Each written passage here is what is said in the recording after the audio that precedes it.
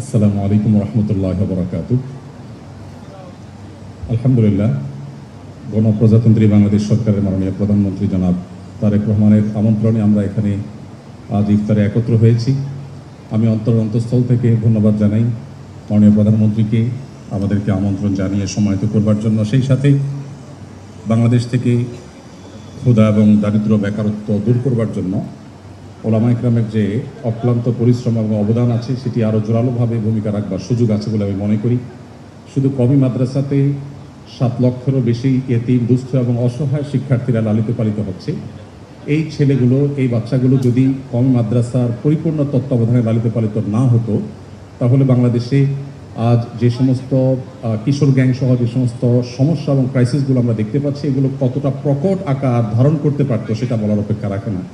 তো আমি আশা করি ওলামা ইকরাম তাদের কাজটা যেভাবে করে যাচ্ছেন, রাষ্ট্র থেকেও ওলামা ইকরামকে তাদের কাজ আরও সুন্দরভাবে সুচারুভাবে পরিপালন করবার ক্ষেত্রে সহযোগিতা থাকবে।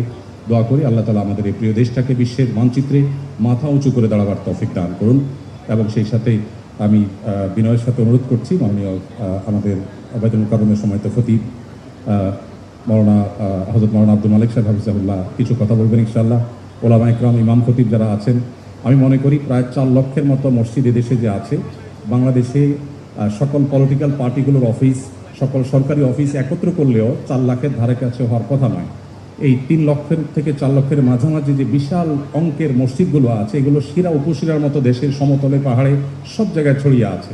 এই মসজিদগুলোর ইমামদেরকে যদি সঠিকভাবে রাষ্ট্রে ব্যবহার করা হয়, আমার মনে হয় রাষ্ট্রের চেহারা বদলাবার জন্য খুব বেশি কিছুর প্রয়োজন হবে না। দোয়া করি আবারও আল্লাহ রাষ্ট্রকে বিশ্বের মানচিত্রে মাথা উঁচু করে দাঁড়াবার তৌফিক দান করুন। ধন্যবাদ সবাইকে।